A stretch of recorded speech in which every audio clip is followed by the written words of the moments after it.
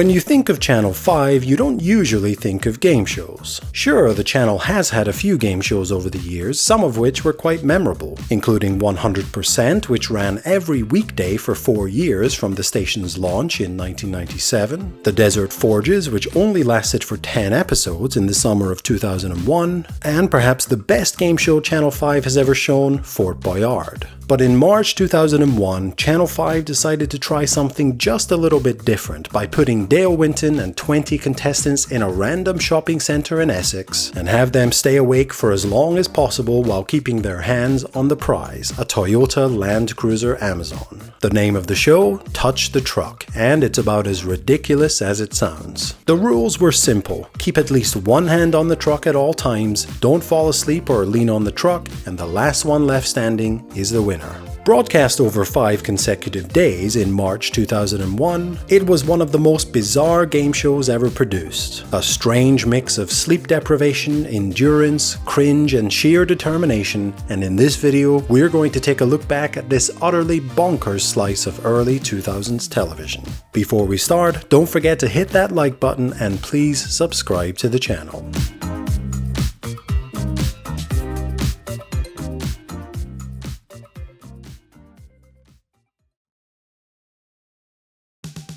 The first episode of Touch the Truck was broadcast on Sunday, March 11th, 2001. And to open the show, we see strongman and powerlifter Glenn Ross, who was the reigning Britain's strongest man at the time, pulling the show's prize into Lakeside Shopping Centre in West Thurrock, Essex, where this insane endurance game show will take place. We join our host, Dale Winton, and get a quick rundown of the rules and meet the 3 referees who will be keeping a watchful eye over proceedings. Then we're introduced to our 20 contestants who all seem pretty confident that they're going to win. I once stayed awake for 4 days playing darts in Hull. I really want to win touching the track because I'm a greedy girl. I want this truck more than anything. It's my dream car and the only one I can fit in. There's quite a mix of different people competing for the truck, with ages ranging from 20 to 57, including an ex-professional basketball player, a pest exterminator, a roofer, a couple of dancers, and even someone who is homeless. You'd have to say that one of the younger contestants probably has the best chance of winning, as staying awake and on your feet for what could be up to 5 days must be incredibly taxing on the body. With all of the contestants introduced, it's time to get this game show started, and I use the word game show in the loosest possible terms. 3, 2, 1. Touch the truck. I'm not gonna lie, those pyrotechnics probably would have scared the crap out of me and caused me to lift my hand right at the beginning.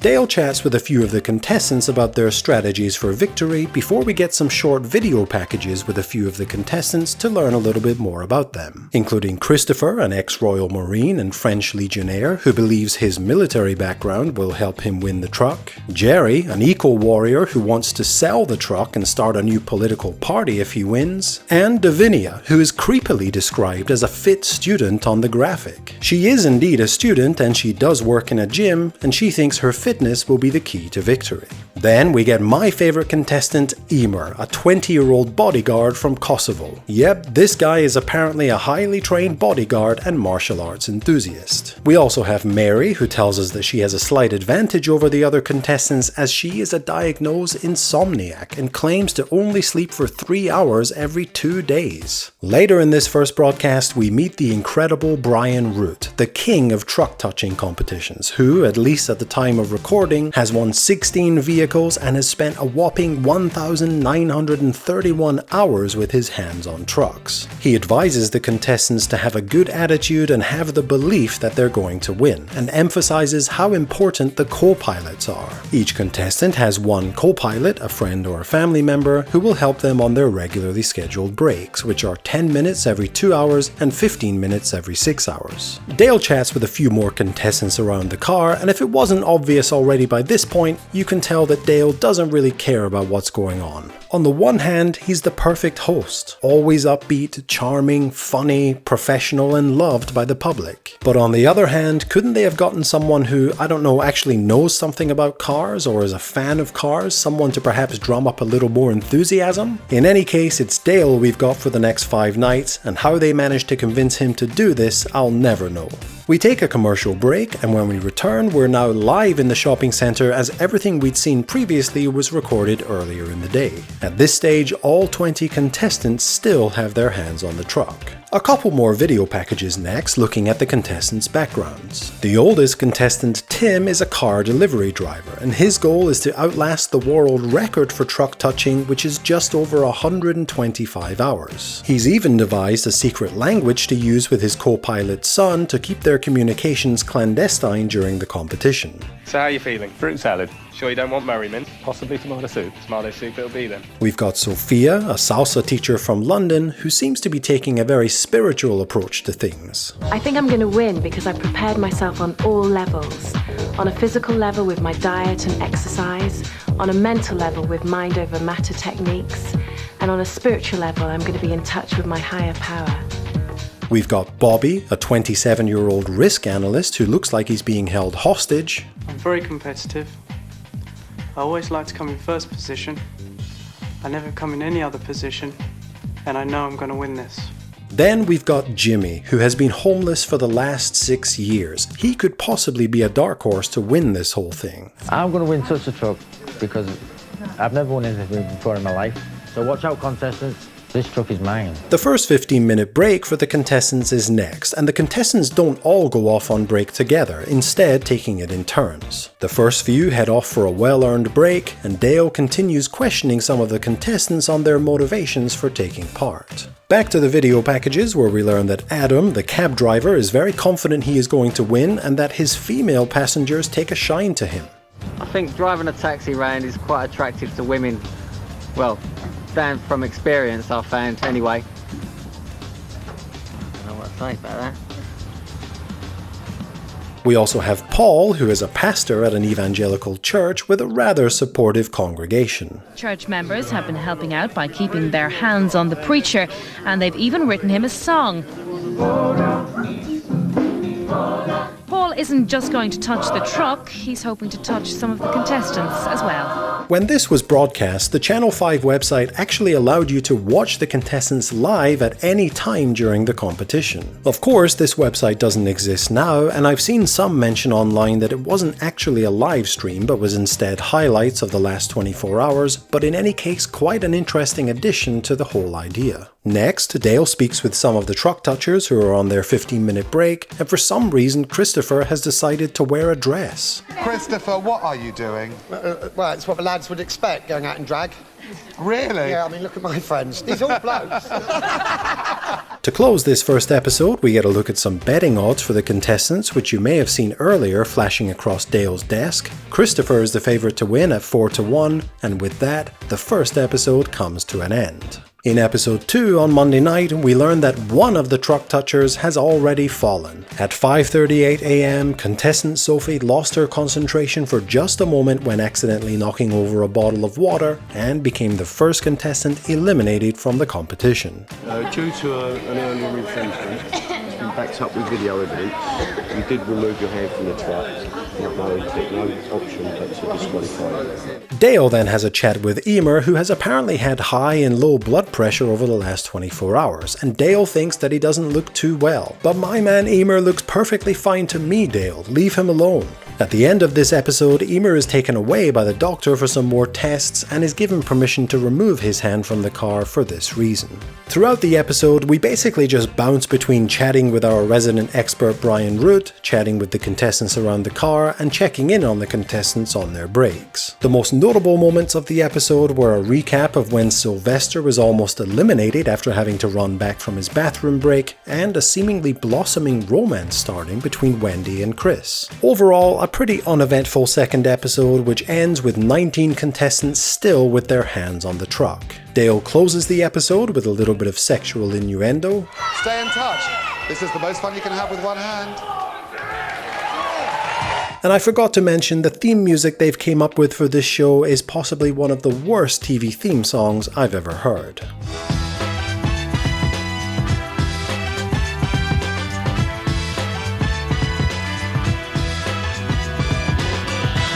Episode 3 on Tuesday night is a lot more interesting, as we learn at the top of the show that 9 more contestants have given up. Let's find out what happened. At 1 in the morning, the favourite, Tim, was pulled away for more medical tests and was eventually removed from the competition due to high blood pressure. I know the limits I go to. I mean, I take my own pulse regularly. Yeah, I still should be there. We lost Colin at 4 AM as his need to use the toilet overpowered his desire to win the truck.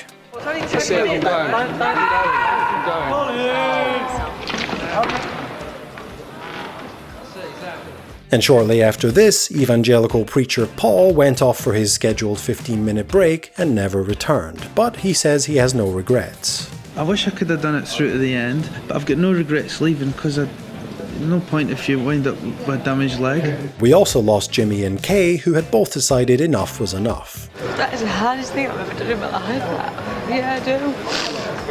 One of the more interesting eliminations was Debbie, who at 4:32 AM was chatting with the other contestants about the no leaning rule and seemingly reenacted what would happen if her hands came off the car. But in doing this, her hands actually did come off the car. The referees noticed this and she was disqualified. One of the referees has noticed that you've taken both hands off of the vehicle at some point. I'm afraid I'm going to have to disqualify you and issue you the red card. If you'd like to come with me now. We lost contestant Pam when she momentarily took her hands off the truck, and my pick Emer started to go a little bit crazy when he began speaking to his fellow contestants in his native tongue rather than English.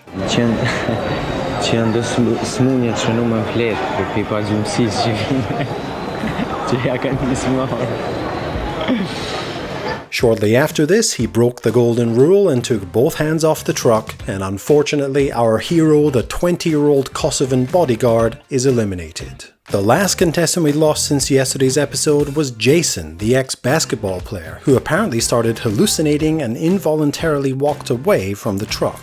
I haven't really mentioned or talked about just how dangerous this stunt really is. Not only is staying awake for days on end extremely difficult and taxing on the body, but having to stand and touch something for basically the entire time makes this one of the hardest endurance tests imaginable. The only problem I feel is that this isn't really a great premise for a TV show. Right at the end of this episode, we learn that just as we were watching a final video package showing the updated odds on each contestant to win, David, our roofer from Somerset, was leaning on the truck and was disqualified from the competition, promptly collapsing thereafter and having to be carried away, leaving 9 contestants to go through another night with the truck.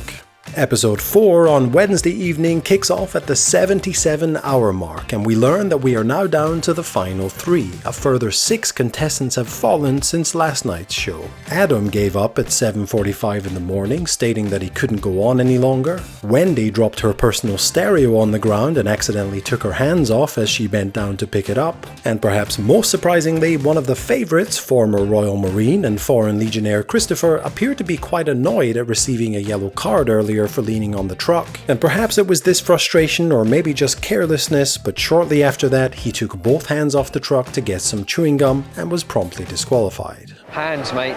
Hands, hands, hands, hands, hands. Yeah. Hands. You on a break now? No, you like chewing gum. Bobby, the city slicker from London, who had actually signed a contract with his company that he would resign if he didn't win the truck, was eliminated at 8:49 AM as he slowly began to lose his marbles. I'm taking it. With one, okay? I have one. Full stop, it's over. You resign. You resign? Yeah. Bill, a War Reenactment Society member and heavy metal rocker, quit shortly thereafter as his legs had cramped up to the point that he could no longer take the pain. And finally, Mary apparently became a victim of paranoia and bailed out. No idea what exactly happened to her, but she's gone and we're down to the last 3 contestants, Jerry, Davinia and Sylvester.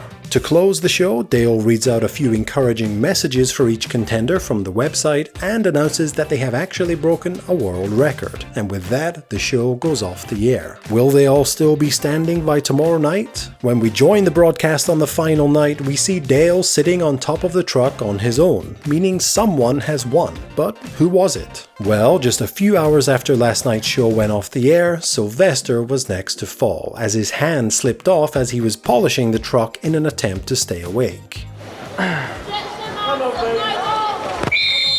And so it was down to the final two, Jerry and Davinia, but it appears that Davinia is slowly fading. The doctors are concerned for her health as her pulse is dropping and the level of oxygen in her blood is low. She makes it to the next 15-minute break and is able to take a power nap and is somehow able to make it back to the truck in time. It's a pure battle of willpower now, but just watching Jerry, who seems to be both mentally and physically well, it was only a matter of time before the doctors stepped in to stop this.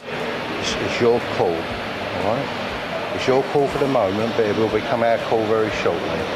And then, just before midnight, Davinia agrees that her time is up, she removes her hand from the truck, and it's all over. Jerry Middleton is the winner, lasting a remarkable 81 hours, 43 minutes, and 31 seconds. As mentioned earlier, Jerry is an environmental campaigner and plans on selling the car immediately and using the money to fund a political party and run at the next general election. Jerry actually did end up running in the 2001 election in the Kingston and Surbiton seat, receiving a total of 54 votes. Isn't it ironic that a show all about winning a new vehicle was won by someone who hates vehicles? That pretty much sums up this absolute train wreck of a show. To end, all of the contestants and their co-pilots are brought out one last time, a few interviews are conducted, Jerry is awarded the truck, and mercifully, this game show, if you can even call it that, is over.